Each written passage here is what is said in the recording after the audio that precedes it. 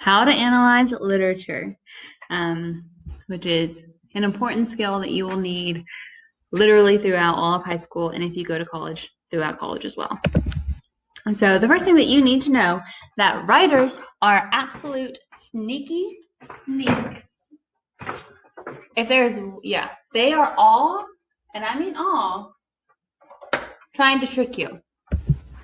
Every single one. Now, this can be intentional. They don't want you catching on to the plot or the secrets. They want it to be a surprise to make you feel something at the end. Or it can be unintentional. A lot of times writers assume that their readers know what they know, but that isn't always the case. And a lot of the books that you'll read in school, they were written in another time period. So the jokes that writers may have used, the language that they have used, they're ones that we don't use anymore. So they may have thought that this was perfectly clear, but to someone who's living in another time, it's not. So that is an unintentional way. So how do you catch them out? You think like a detective. You channel your inner Sherlock Holmes, and you try to figure out what they don't want you to know. So the first way you're going to do that is you're going to analyze. So the definition of this is to examine methodically and in detail the constitution or structure of something, especially information, typically for purposes of explanation and interpretation. Now, that is a mouthful. It just means to look closely at something, and we're going to give you an analogy. So when a detective goes to a crime scene, they don't merely go in and look over once and be like, okay, my job's done. No, they call in forensics to scope out the scene for DNA. They speak with a medical examiner to figure out things like time of death, causes, and any other information that they can get. They look at every surface, and there are photographs taken of everything, even if it seems inconsequential. And as a reader, you have to do the same thing if you're going to analyze the crime scene, which in this case is your book. So infer. So infer means to deduce or conclude information from evidence and reasoning rather than from explicit statements. So when I say I want you to infer something, this is not a guess, okay? It is an inference. What's the difference? So a detective wouldn't say, oh, just because you like chocolate pudding, that clearly means that you murdered this person who was wearing a brown shirt, okay? You know that those two things right there are not connected in any way whatsoever. However, they do pull suspects in because they found that they had like a fight with the victim, or they made previous threats against the victim, or because they were in the area, they had proof that they were in the area at the time of death. These are inferences, clear inferences, that could lead to a possible conclusion that this person murdered the victim. Okay, those are clear examples of, oh, this might have happened. The first one, nothing to do with it. The last one, yeah, okay, maybe. So, and just like a detective, you're going to be asked to make inferences about a text using evidence from the text to draw possible conclusions. And how are you going to do that? You're going to cite your evidence. So to charge someone with a crime and actually get a conviction, the police need to have actual evidence. They can't take the word of someone who said, oh, I bet they did it. I just bet they did. Or because a lot of people are saying it. They can't just do it on hearsay. They have to have actual concrete evidence, whether that is DNA or video footage or a confession from that person. They need actual facts, concrete facts, physical things to work from. And a movie example of this would be using Thanos from the Avengers. So hopefully you all have seen this. If I asked you a question and be like, why is Thanos a bad guy? And you said, he's a bad guy because he has a goatee. Excuse me? The fact that Thanos has facial hair has no bearing on whether he is a good or a bad guy. So that would be not good evidence. That is not good evidence at all. But if you answer that Thanos is a bad guy because he zapped half of humanity and turned them to dust, which caused a lot of people turmoil and pain, then that would be a good use of evidence to point that he's a bad guy, okay? So you need to have clear examples, and I know that they're not always easy to find, but they are there. And if you struggle with finding evidence, it's just something that you have to really work at, and we'll go over these texts together so that you sort of get into that habit of looking closely and determining what you need to know. So the next thing that a lot of teachers will ask you to do is to draw conclusions. And then this is where the jury comes in. So most members of a jury are not members of crime enforcement. They are not professionals in the field of mental health. They are just your average, everyday Joe, okay? And they're meant to be impartial and not judge people based on how they feel. They're only supposed to look at the facts. Okay, and I want you to only look at the facts. Okay, this is not based on a novel or a question. It's not based on how you feel. It's based on the facts.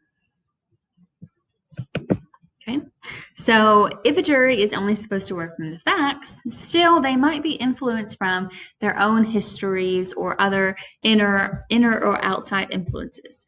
So they may have nothing that immediately tells a lawyer that they shouldn't be on the jury, not like a conflict immediately, but they might have thought that someone who, they might be really strong like animal lover, and then someone who's on the stand for animal abuse.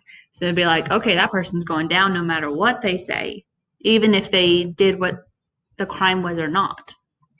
So as a reader, you're supposed to work from the facts, aka the text. You're supposed to get all of your information from that story, from that novel.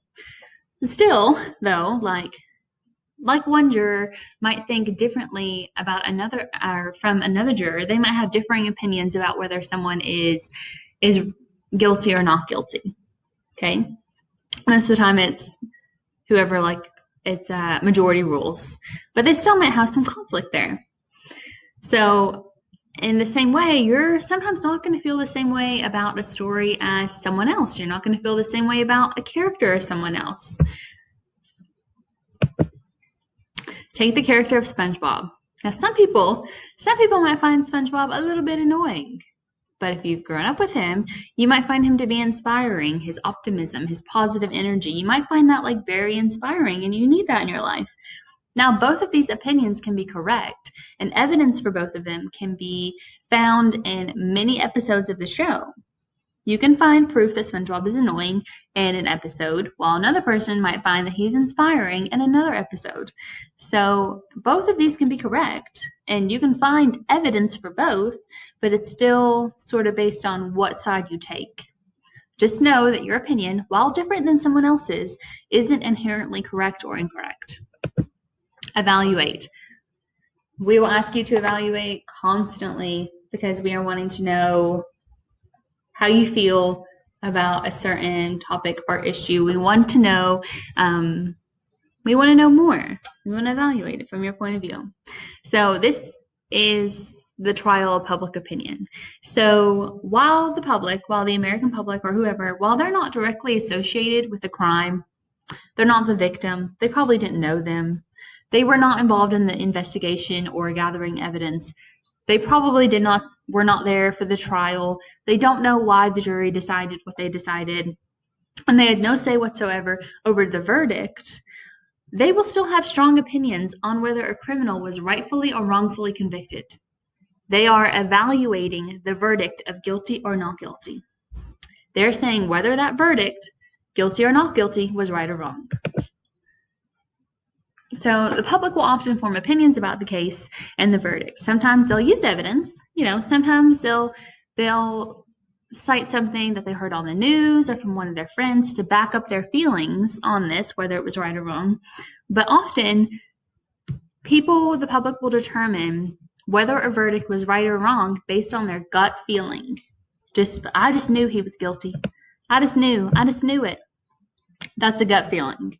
So in literature, there are times that you may be asked to give your gut feeling, But mostly what we are looking for as teachers, as educators, is we want evidence to support those feelings. So just like SpongeBob.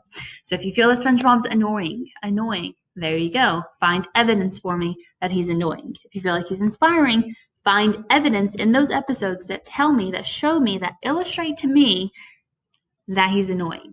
Okay? And that is evaluating how you feel about that character, but then you're using the evidence from the show to back it up. So the best writing or discussions combine all of these things. So these are things that make a good essay, and I hope that you are able to think like a detective and sort of use all of these things when writing or discussing. So number one, a thorough analysis. You need to look at everything closely. You need to look at every word. You need to look at every phrase. If something seems off, maybe you should take a closer look at it. Like the things that we've mentioned. If there's another character that suddenly appears for no reason, maybe you should look at them. If a character says something that's unusual, maybe you should be like, why did they say that? You need to look at everything closely. And then you need to take inferences taken from the text. You need to base your thoughts on the text. And then number three, you need to back them up with evidence from the text. Okay? You can take a phrase out, you can take a sentence, you can take character description even, if that's what you feel like. You need to be able to support what you feel and what you think. Number four, you have your conclusion, normally your conclusion, whatever you decide to write about in this text, it needs to use evidence to form a verdict or an overarching thought, like a thesis. So your thesis would be SpongeBob is inspiring because he has amazing optimism, because he's friendly, and because he works hard. And those are things that we value in America. So that is why SpongeBob is an inspiring show for kids to watch. Okay, that is your thesis. That's your argument. That is your overarching thought on this. So you need to include that. Okay, and the last thing is, for a little bit of flair, for a little bit of space, for a little bit of flavor, you need to have somewhat of a personal evaluation based on the facts from the text. So you can say that, yeah, SpongeBob is a hard worker. Totally true. And I think that's inspiring. But you can also say that evaluating that, you can say maybe he works too hard and he's underappreciated. Both of those things can be true.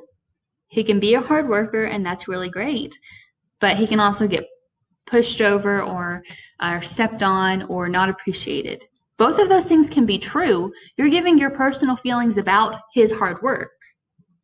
So that is sort of a personal flair, personal style that you can put into that. And that is what makes something great. So when we are discussing a text, when we're answering questions, or when we are writing essays, what is the one thing that you are going to do? You are going to approach this text and you are going to think like a detective. Remember that every writer is trying to trick you, whether intentionally or unintentionally, and you are going to think like a detective.